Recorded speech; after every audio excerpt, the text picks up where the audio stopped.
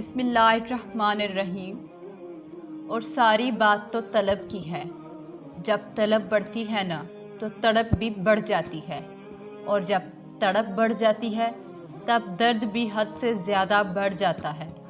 اور جب درد تمام حدوں کو توڑتا ہوا آنسو کے راستے سے بہتا ہے نا تب انسان خود بے خود سجدے میں گر جاتا ہے،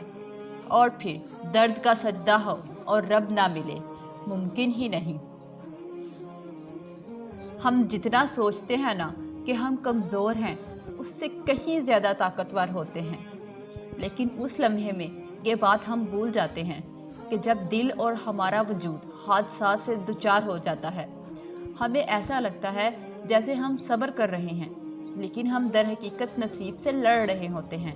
اپنے ہی اندر خود سے لڑ رہے ہوتے ہیں، کیونکہ ہم انسان ہیں، نہ تو ہر وقت صبر کر سکتے ہیں نہ مضبوط رہ سکتے ہیں،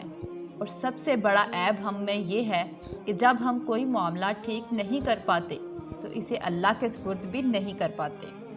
ہم خود پر ظلم کرتے ہیں،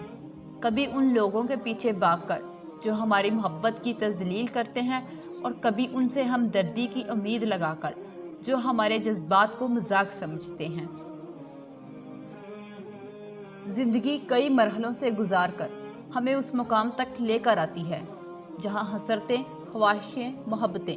اور کچھ رشتے ادھورے رہ بھی جائیں تو ملال نہیں ہوتا، جہاں رات بھر جاگتے رہنا تکلیف نہیں دیتا، جب لوگوں کی باتوں سے دل متاثر نہیں ہوتا، جب رونے کی کئی وجوہات میں سے ہم ہنسنے کی ایک وجہ کو تلاش کر لیتے ہیں اور مسکراتے رہتے ہیں۔ شاید یہ ہمارے ضبط کا آخری مقام ہوتا ہے، ہماری آزمائش کا آخری پہلو ہوتا ہے، کیونکہ پھر دل اللہ کی محبت سے اتنا بڑھ چکا ہوتا ہے کہ کوئی آئے یا چلا جائے سکون رہتا ہے۔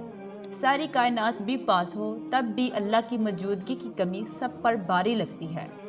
جب اللہ کی قربت کو انسان پہچان لیتا ہے اور مصلحتوں سے گلے شکوے نہیں رہتے، پھر انسان تھکتا نہیں ہے نہ ہی راستوں میں رکتا ہے، پھر تو بس چلتا جاتا ہے، چلتا ہی جاتا ہے، اتنا چلتا ہے کہ اللہ تک پہنچ جاتا ہے،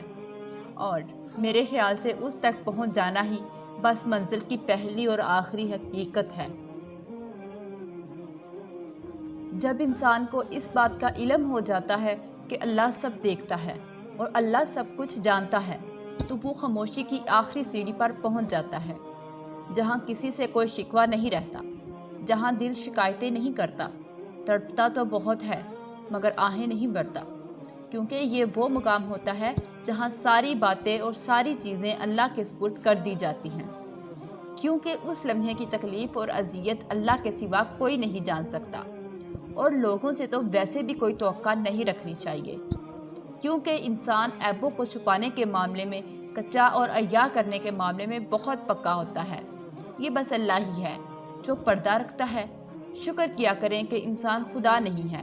ورنہ نہ یہ کائنات رہتی اور نہ ہی کوئی انسان۔